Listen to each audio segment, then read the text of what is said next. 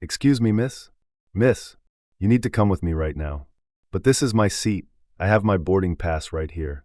I don't care what you have. Multiple passengers have reported suspicious activity. You need to leave this area immediately. I'm just waiting for my flight. I'm not. Security. I need assistance removing an uncooperative individual." What happened next changed everything forever. Before we continue with this shocking story, hit that subscribe button to stay updated on more stories of justice and redemption. Would you stand up against discrimination if you witnessed it happening right in front of you? Let us know in the comments. Zoe Williams was not your average 17-year-old. A brilliant high school senior with perfect grades and an even more impressive research portfolio, she had been invited to present her groundbreaking climate science project at the National Youth Science Summit in Washington, D.C. This was her first time traveling alone. Her parents had always accompanied her to competitions before, but this time was different.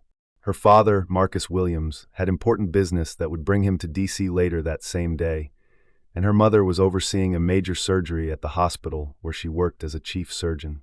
"You've got this, Zoe," her father had told her the night before her flight. "I'm so proud of you for doing this on your own." But as he helped her pack, Senator Marcus Williams couldn't help but feel concerned. Not because he doubted his daughter's capabilities. Zoe was more capable than most adults he knew, but because as a black man in America, he understood the realities she might face traveling alone. "Remember what we talked about," he said quietly as he zipped up her suitcase. "If anything happens, call you immediately." Zoe finished his sentence with a confident smile. "Dad, it'll be fine. You worry too much."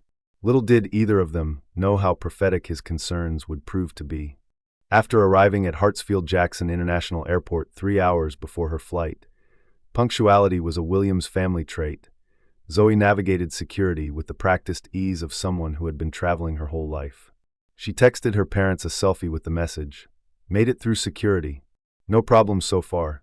Finding a quiet spot in the business lounge area, a perk of the special invitation to the Science Summit, Zoe settled into a comfortable chair. She spread out her presentation notes and began reviewing her talking points. Her project on using genetically modified algae to combat carbon emissions had already caught the attention of several prominent environmental scientists. Meanwhile, across the terminal, Carl Dempsey was starting another day as the airport's assistant security manager. At 43, Carl had been with the airport for nearly 15 years, working his way up from a basic screening position. Known among staff for his rigid adherence to rules and quick judgments, Carl took pride in what he called his sixth sense for trouble.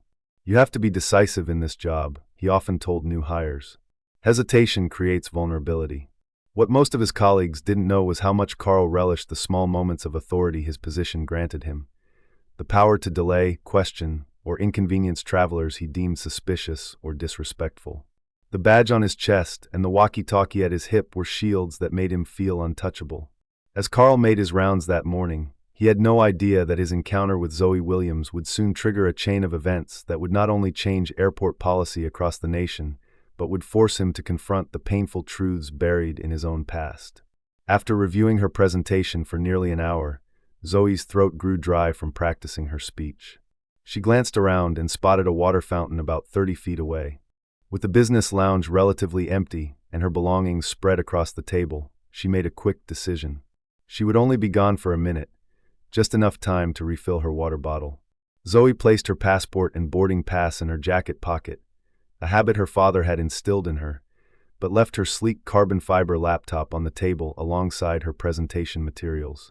The laptop was a graduation gift from her parents, custom-built for the complex environmental modeling her research required. As she walked to the water fountain, Zoe failed to notice the attention she had attracted. A middle-aged white man in a business suit observed her departure from the table with narrowed eyes. Without hesitation, he approached Carl Dempsey, who was making his rounds nearby. "Excuse me, officer," the man said, his voice low but urgent. "I think you should know there's someone who's been acting suspiciously near those expensive laptops over there." He gestured vaguely toward Zoe's table. "Young person, black hoodie. They've been watching those belongings for a while." Carl didn't ask for clarification. He didn't inquire about what specific behaviors seemed suspicious. He simply nodded, as though his preconceptions had been confirmed. "Thank you for your vigilance, sir," Carl said, straightening his uniform. "We take security very seriously here." Meanwhile, Zoe had finished filling her water bottle and was returning to her seat, unaware of the storm about to break over her. As she approached her table, she noticed a security officer standing beside it, examining her belongings. For a moment, she hesitated, a brief pause that Carl immediately interpreted as guilt. "Excuse me," Zoe said politely, "that's my table." Carl turned sharply. "Is it? And how do I know these are your belongings?" His tone was accusatory from the start, loud enough to draw attention from nearby travelers. "I have my boarding pass right here," Zoe replied, reaching for her pocket. "And my ID." "Don't reach into your pockets," Carl barked, causing Zoe to freeze mid-motion. "Keep your hands where I can see them." Confusion washed over Zoe's face as she slowly raised her hands. "I'm just getting my identification to show you." "I've received reports of suspicious activity in this area," Carl interrupted. "Someone casing expensive electronics." "Casing? I don't understand. These are my things. I just went to get some water." Zoe's voice remained steady, though her heart was racing. Carl's eyes narrowed. "Let me see your boarding pass and ID," slowly. With deliberate movements, Zoe produced her documents. Carl examined them with exaggerated scrutiny, turning her passport over several times as if expecting to find evidence of forgery. "Zoe Williams," he read aloud. "This lounge is for business and first-class passengers only." "I know," Zoe responded. "I have access because I'm a speaker at the National Youth Science Summit. It's a special arrangement." Carl's expression hardened.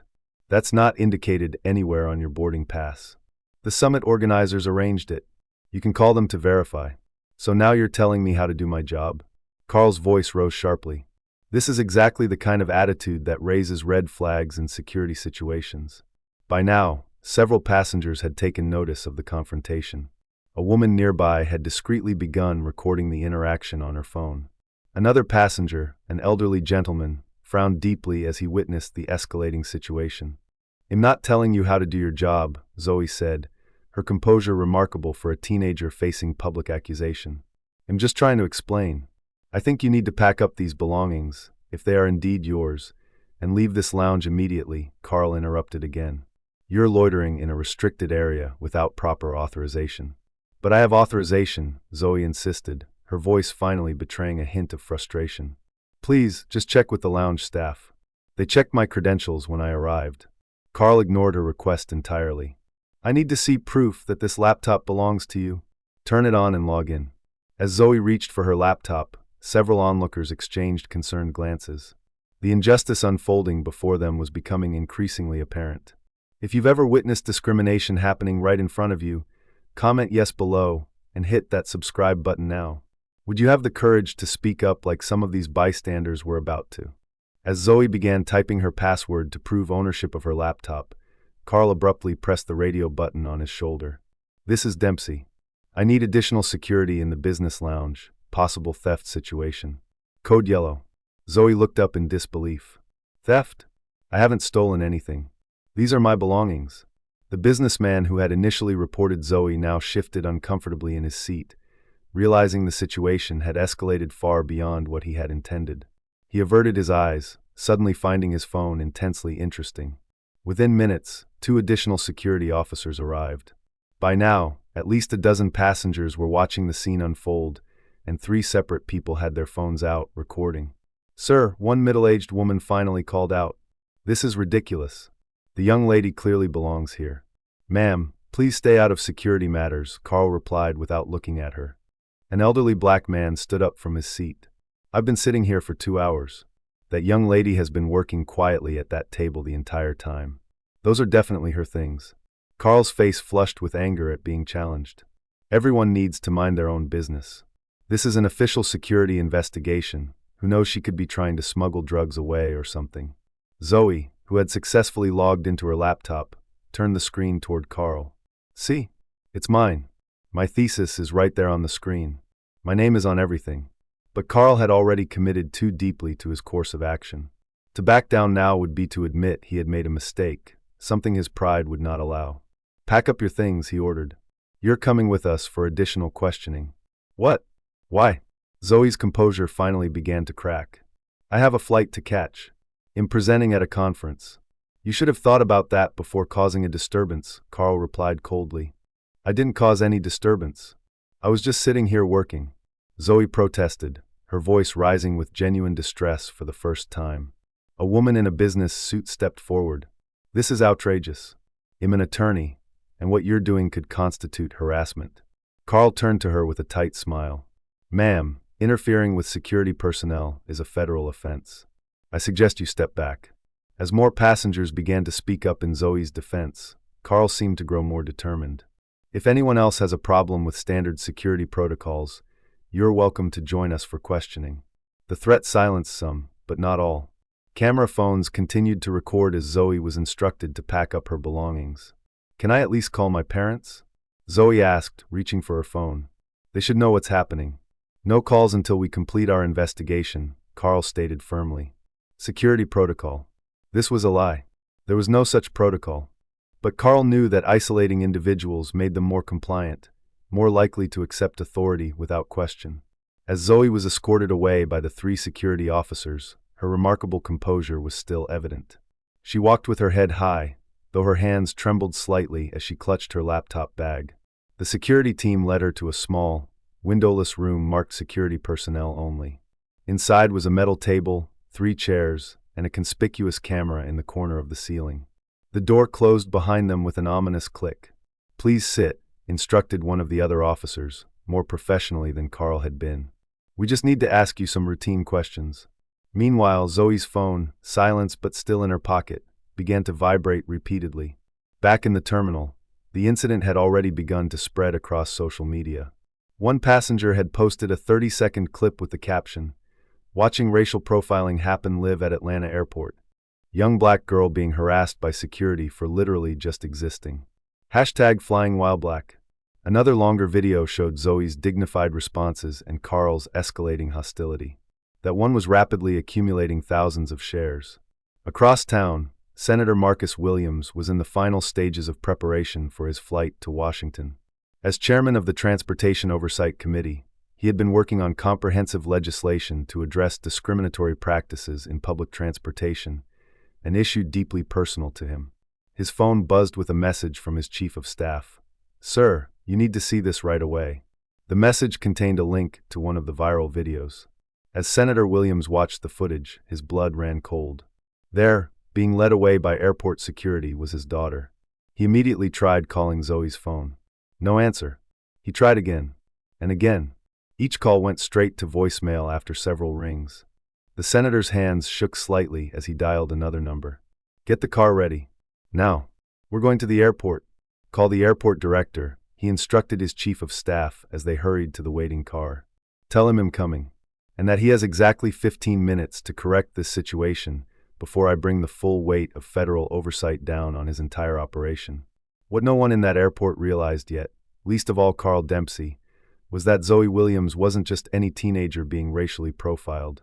She was the daughter of the most powerful voice in transportation regulation in the country. And Senator Marcus Williams was about to demonstrate precisely why even the most privileged should fear the consequences of injustice. Inside the sterile interrogation room, the minutes ticked by with excruciating slowness.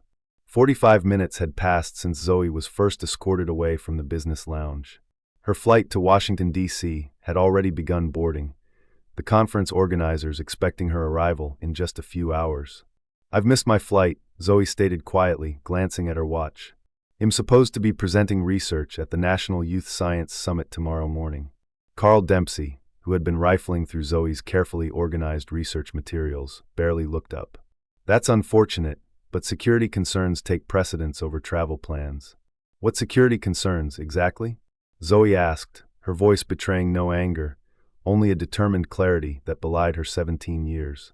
"You've looked through all my belongings. You've verified my identity. You've confirmed my right to be in the business lounge. What possible reason is there to continue detaining me?" The 2 other security officers exchanged uncomfortable glances. One of them, a younger woman named Rivera according to her badge, cleared her throat. "Mr. Dempsey, I think we've established that Ms. Williams' documentation is in order. Perhaps we should." "Officer Rivera," Carl interrupted sharply, "may I remind you that I am the senior security officer present. I'll determine when this investigation is complete." Zoe folded her hands on the table, her posture impeccable despite the stress of the situation. "I understand that you're doing your job, Mr. Dempsey, but I know my rights. I'm a minor being detained without cause and without being permitted to contact my parents. That's a violation of both airport security protocols and my civil rights. Carl's eyes narrowed at the teenager's knowledge of procedure. And where exactly did you learn airport security protocols, young lady? My father serves on the Senate Transportation Committee, Zoe replied simply. We discuss his work often. For the first time, a flicker of uncertainty crossed Carl's face, quickly replaced by skepticism. Right. And him next in line for TSA administrator. Unbeknownst to Carl, his dismissive comment would prove ironically prophetic, though not in the way he intended. Meanwhile, Airport Director James Harmon was in the middle of a budget meeting when his assistant burst in without knocking, something that had never happened in her 5 years of employment. Sir, I'm sorry to interrupt, but we have a situation developing that requires your immediate attention. Harmon excused himself and stepped into the hallway, where his assistant showed him the rapidly spreading social media posts. Videos of Zoe's confrontation with Carl had already accumulated over 50,000 views and were being shared by several prominent civil rights activists. Where's this girl now? Harmon demanded. Still in questioning, sir. Security room C. And who authorized this? Carl Dempsey, sir. Harmon closed his eyes briefly. Dempsey had been a problem before, overzealous, rigid, with a history of complaints that had been addressed with warnings rather than consequences. The airport couldn't afford another discrimination scandal, especially not with the international conference season approaching. There's more, sir, his assistant added hesitantly. The girl's father is apparently Senator Marcus Williams. His office has already called twice. He's on his way here now. The blood drained from Harmon's face. Senator Williams, the man whose committee controlled the budget for every major transportation hub in the country, including their airport. The same Senator Williams who had been pushing for stricter anti-discrimination measures in transportation security. Call Dempsey. Tell him to release the girl immediately. Offer apologies, vouchers, whatever it takes. I tried, sir. He's not answering his radio or phone. Harmon grabbed his jacket. Then I'm going down there myself. Across the city, Senator Williams' government vehicle sped toward the airport, lights flashing but sirens silent.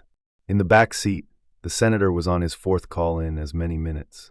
I don't care about protocol, Richard. My daughter is being illegally detained. Yes, I'm aware of the optics.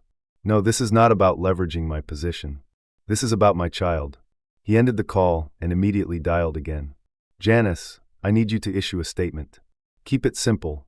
Senator Williams is aware of an incident involving his daughter at Hartsfield-Jackson International Airport. He is en route to resolve the situation personally.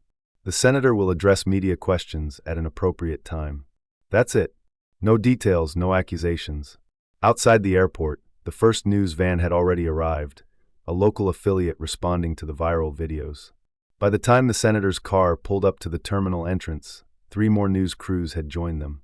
Back in the security room, Officer Rivera discreetly showed Carl her phone screen, where the social media storm was building. Sir, I think we should reconsider our approach here. This situation is getting attention. Carl glanced at the phone, his jaw tightening. For the first time, doubt crept into his mind. But admitting a mistake now would be worse than pressing forward. At least, that's what he told himself. Social media outrage doesn't dictate security procedure, he stated firmly, though his voice had lost some of its earlier confidence. Ms. Williams, we're preparing paperwork for a formal security warning. After that, you'll be escorted to the ticket counter to rebook your flight. A warning for what exactly? Zoe asked, maintaining the same calm demeanor she had shown throughout the ordeal. Before Carl could answer, the door to the security room swung open. Airport Director Harmon stood in the doorway, his expression a carefully controlled mask of professional concern. Mr. Dempsey. Outside now. Carl hesitated, then nodded curtly to the other officers. Watch her. He stepped into the hallway, closing the door behind him. Harmon didn't waste time with pleasantries. Release her. Now. With a full apology. Sir, we have procedures. I don't give a damn about your procedures, Dempsey. That girl in there is Senator Williams' daughter, and he's on his way here right now. Do you have any idea the kind of scrutiny this could bring down on us? Carl's face flushed. So because her father is important, she gets special treatment? That's not how security works. This isn't about special treatment. Harmon hissed, keeping his voice low. This is about you detaining a minor without cause, and without allowing her to contact her parents. That's not procedure. That's a lawsuit waiting to happen. Now fix this before it gets worse. Carl's expression hardened.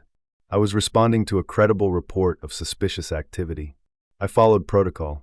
If people don't like how security works, that's not my problem. It will be your problem when you're looking for a new job, Harmon snapped. Now go in there and... He was interrupted by a commotion from the main terminal.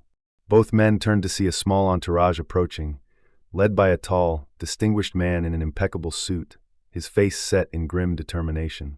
Senator Marcus Williams had arrived. If you've ever wondered what true power looks like, hit that subscribe button now. Have you ever seen someone stand up for what's right when everyone else was too afraid to speak? The atmosphere in the security area changed instantly as Senator Williams approached. He wasn't flanked by security or assistants. He walked alone, his presence commanding enough without reinforcements. Behind him, at a respectful distance, 3 staff members and the airport's head of public relations hurried to keep pace. The senator didn't shout. He didn't need to. When he spoke, his voice carried the weight of absolute authority, not from his political position, but from the moral conviction of a father protecting his child. "Where is my daughter?" Director Harmon stepped forward quickly, hand extended. "Senator Williams, I'm James Harmon, Airport Director. I want to assure you that we're addressing this unfortunate." The senator didn't take the offered hand. "Where is my daughter?" Harmon gestured to the security room door. "She's in there, sir. She's perfectly safe. This has all been a misunderstanding that we're in the process of resolving." "A misunderstanding," the senator repeated, the words hanging in the air like ice crystals. "Is that what you call detaining a minor without cause and denying her the right to contact her parents? A misunderstanding?" Carl Dempsey, perhaps unwisely, chose this moment to interject. "Senator, security protocols sometimes require temporary detention when suspicious activity is reported. Your daughter was..." Senator Williams turned his gaze directly to Carl, and the security officer's words died in his throat. "Your name and badge number, please." "Carl Dempsey, sir. Badge 4173. "Mr. Dempsey, I'm going to see my daughter now. Then you and I are going to have a conversation about what constitutes suspicious activity in your assessment." Without waiting for a response, the senator moved toward the security room. No one attempted to stop him. When the door opened and Zoe saw her father, her composure finally broke. She stood, eyes bright with unshed tears. "Dad." The senator crossed the room in 3 strides and embraced his daughter. "Are you all right, Zoe?" "I'm fine," she assured him, quickly regaining her self-control. "Just missed my flight." The senator squeezed her shoulder gently, then turned to face the airport officials who had crowded into the doorway. "My daughter will be leaving with me now. I assume there are no objections?" No one spoke. "Officer Rivera," the senator addressed the female officer who had shown signs of discomfort with the situation, "would you please escort us to retrieve any of my daughter's belongings that may have been confiscated?" Rivera nodded quickly. "Yes, sir. This way, please." As they stepped into the main corridor, the confrontation that followed would become a defining moment in airport security reform. Carl Dempsey, perhaps sensing his career hanging in the balance, attempted one final justification. "Senator, you need to understand that racial profiling had nothing to do with this. We received a credible report from another passenger." "Mr. Dempsey," the senator interrupted, his voice dangerously quiet. "Do you know what I do in the Senate?" "You're on the Transportation Committee, sir." "I chair the Transportation Oversight Committee, Mr. Dempsey. My committee determines federal funding for airport security operations nationwide. We also establish the guidelines for what constitutes discriminatory practices in transportation security." The senator paused, making sure his next words landed with full impact. "As of this morning, before I was aware of this incident involving my daughter, my committee was finalizing a new set of anti-discrimination protocols for airport security personnel. These protocols include mandatory body camera requirements, civilian oversight boards, and most importantly, immediate suspension of security personnel who engage in documented discriminatory practices." Carl's face had gone pale. "Now," the senator continued, "I will be recusing myself from any specific oversight regarding this incident due to obvious conflict of interest. However, I will be requesting a full federal investigation into patterns of discriminatory security practices at this airport, with particular attention to your record, Mr. Dempsey." Director Harmon stepped forward hastily. "Senator, I want to assure you that Mr. Dempsey's actions today do not reflect our airport's policies or values. We take these matters extremely seriously, and we will be conducting our own internal. Your internal investigation will run concurrently with the federal one, the senator stated flatly, and I expect full cooperation. By now, several passengers had gathered at a distance, phones recording. At the periphery of the security area, 2 news cameras had appeared, capturing the confrontation. Carl, desperate now, made his final mistake. "Sir, with all due respect, you're only involved because it's your daughter. If this were anyone else's child," the senator cut in, his voice rising for the first time. "They might not have had the resources or knowledge to fight back. They might have accepted being humiliated, missing their flight, having their rights violated, because people like you count on their silence and powerlessness." He stepped closer to Carl, though careful to maintain a professional distance. "My daughter knew her rights because I taught her what to do when, not if, but when she encountered discrimination. The only difference between Zoe and countless other travelers who have faced this treatment is that she happens to be the daughter of someone who can demand accountability." The senator turned to address the wider audience that had gathered, aware of the cameras but speaking from genuine conviction rather than political calculation. "This isn't about special treatment for my family. This is about equal treatment for everyone. No one should be targeted because of their race, religion, or appearance. No one should be denied their basic rights in the name of security. And no one should be able to abuse their authority without consequence." A spontaneous applause broke out among the onlookers. Director Harmon, sensing both the public relations disaster and the opportunity for redemption, stepped forward. "Senator Williams, on behalf of the entire airport authority, I offer our sincere apologies to your daughter. I pledge my full cooperation with any investigation, and I commit to implementing whatever reforms are necessary to ensure this never happens again." The senator nodded once, acknowledging the statement without fully accepting it. "They'll be watching closely to ensure those aren't empty words, Director Harmon." He turned to his daughter, his expression softening. "Let's go, Jo. We need to get you to D.C." As they walked away, Carl Dempsey stood frozen, his career and convictions crumbling around him.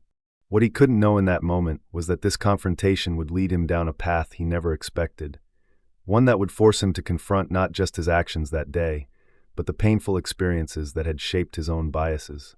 The aftermath of the confrontation unfolded with unprecedented swiftness.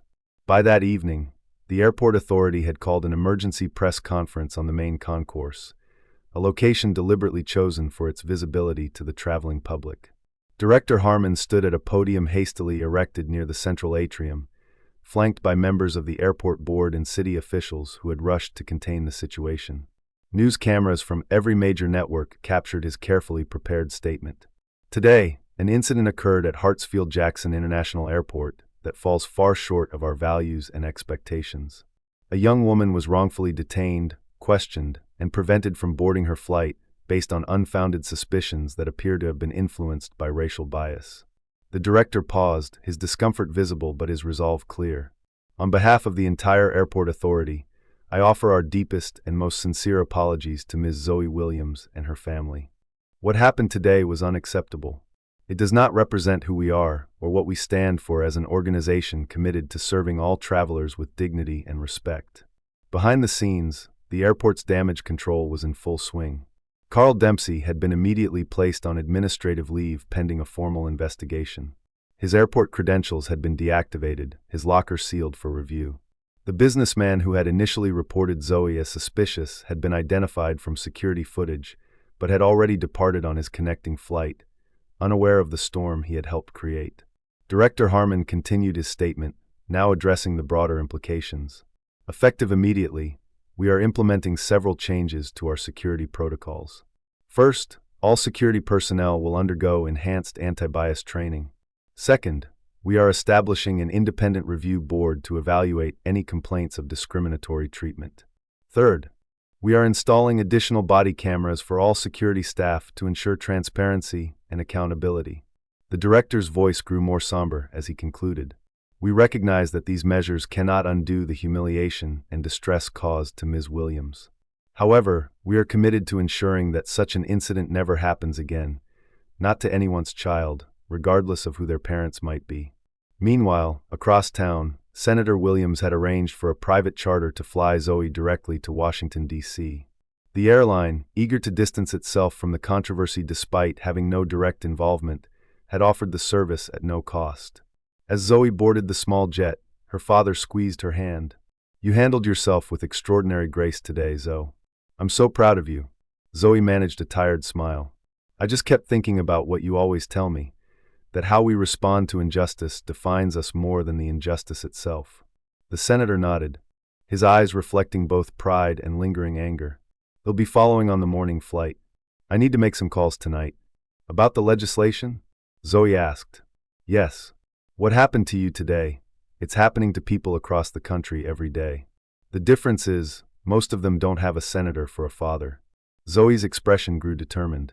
"Then we need to make sure their voices are heard too."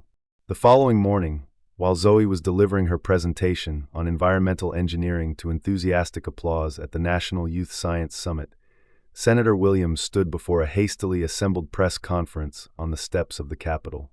"This morning, I am announcing new legislation that will fundamentally transform security protocols at transportation hubs nationwide. The Fair Treatment in Transportation Act will mandate comprehensive anti-bias training, establish civilian oversight boards at all major airports, and create a rapid response system for travelers who believe they have experienced discrimination." Reporters shouted questions about whether this legislation was a direct response to his daughter's experience. "I have been working on this legislation for months," the senator acknowledged. "But yesterday's incident involving my daughter has certainly brought the urgency of this issue into sharper focus. My family was fortunate. We had the resources and platform to demand accountability. Many American families do not. This legislation is for them." 3 weeks later, Zoe Williams stood before the Senate Transportation Committee, her poised testimony capturing the attention of lawmakers and the public alike. "I was calm that day because my father had prepared me for such moments," she explained to the hushed committee room. "He taught me my rights, how to respond, what to say. But I couldn't help thinking about all the people who don't have that preparation, who might accept mistreatment because they don't know they can fight back, or who might respond with justified anger only to be further victimized by a system that views that anger as threatening." Her testimony, broadcast live on C-SPAN and widely shared across social media, put a human face on the statistics and policy discussions. When she concluded, even senators from opposing political parties rose in standing ovation. 6 months after the incident, the Fair Treatment in Transportation Act passed with rare bipartisan support. The legislation mandated body cameras for all TSA agents, established independent review boards at every major airport, and created a standardized anti-bias training program that would become a model for public agencies beyond transportation. The text of the bill's preamble acknowledged its inspiration. No traveler in America should face discrimination, harassment, or unwarranted detention based on their appearance, name, religion, or ethnic background. Director Harmon, true to his word, had implemented all of his promised reforms at Hartsfield-Jackson International Airport before the federal legislation even passed. The airport became a model for others, with internal metrics showing a 78% reduction in passenger complaints about discriminatory treatment within the first year. As for Carl Dempsey, the internal investigation confirmed what many had suspected: a pattern of targeting certain travelers for enhanced scrutiny based on subjective assessments heavily influenced by racial bias. The evidence was clear enough that termination seemed inevitable. 2 days before the disciplinary hearing that would determine his fate, Carl requested a meeting with Senator Williams. Against the advice of his staff, the senator agreed. "Thank you for agreeing to see me, Senator," Carl began, his voice lacking the authority it had carried that day at the airport. "I know I'm probably the last person you want to talk to." "You're right about that," the senator replied evenly. "So why are we here, Mr. Dempsey?" Carl placed a worn manila folder on the table between them. "After what happened with your daughter, I've been doing a lot of thinking. A lot of remembering things I tried to forget." He opened the folder and removed a faded photograph of a young black man in an airline ground crew uniform, standing proudly beside a luggage cart.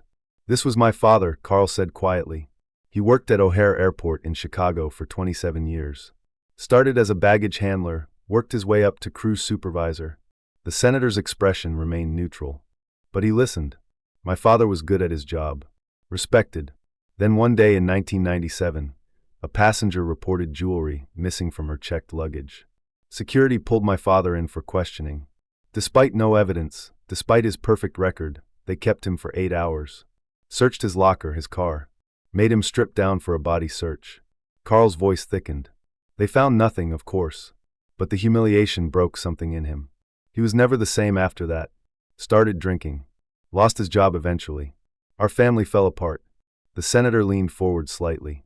So you, of all people, should understand the damage that racial profiling causes. That's just it, Senator, Carl replied, his eyes now meeting the senator's directly. I thought I was different. Better. I told myself I was just being thorough, just following protocol. But when I saw the videos of myself with your daughter, he shook his head. I became exactly what I hated. Worse, actually, because I should have known better. The senator studied Carl for a long moment before speaking. What are you asking for, Mr. Dempsey? Forgiveness? A second chance? No, sir. I don't expect either of those things. What I'm asking for is a chance to be part of the solution. Carl reached back into the folder and removed several typed pages. This is a proposal I've been working on. A training program for security personnel, based on my father's experience and what I did to your daughter. Real examples of how bias creeps in, how it corrupts judgment, how it hurts real people. The senator took the papers, scanning them skeptically. You want to be part of the training program? Yes, sir. Not as a security expert, but as a cautionary tale. As someone who became what he despised and had to face that truth. This unexpected meeting would ultimately lead to one of the most effective elements of the new TSA training program, a module called Recognition and Recovery, featuring Carl Dempsey himself explaining how unconscious bias had warped his judgment and how confronting his own history changed his understanding of his actions. The man who had once embodied the problem became an unlikely part of the solution, traveling to airports nationwide to share his story with security personnel. His presentations always began with the same powerful statement. My name is Carl Dempsey, and I became exactly what I most feared and hated, someone who judged others based on appearance rather than facts. This is how it happened, and this is how we can stop it. 1 year to the day after the incident, Zoe Williams stood beside her father as President Harris signed the Fair Treatment in Transportation Act into law. The freshman at MIT had already begun work on a technological solution to accompany the legislation, an anonymous reporting app that allowed travelers to document and report discriminatory experiences in real time. The following day, at a small ceremony at Hartsfield-Jackson International Airport marking the implementation of the new federal guidelines, an unexpected guest was invited to speak. Carl Dempsey, now working full-time with the anti-bias training program, approached the podium with visible humility. The worst day of my professional life became the most important day of my personal growth, he told the assembled crowd and cameras. I failed that day, failed myself, failed the public I was supposed to serve, and most of all, failed a young woman who deserved respect rather than suspicion. He turned toward Zoe, who sat in the front row beside her father. Ms. Williams, your dignity in the face of my prejudice forced me to examine truths I had been avoiding for decades. I cannot undo what I did, but I can commit the rest of my career to ensuring it doesn't happen to others. Zoe nodded her acknowledgement, neither embracing his apology nor rejecting it, instead recognizing it as part of a larger, necessary process of institutional change. As the ceremony concluded, Senator Williams approached Carl briefly. My father would have appreciated what you're doing now, Carl said quietly. And your father would be proud of who you're becoming, the senator replied. If you believe that acknowledging our mistakes is the first step toward meaningful change, hit the subscribe button now. And do you think realization of a mistake should exempt one from the consequences? Or is accountability still necessary, even when someone recognizes their wrongdoing? Share your thoughts in the comments below. True accountability often includes both consequences and the opportunity for growth. Thank you for listening to the end. Please, share the video and subscribe if you found this video valuable.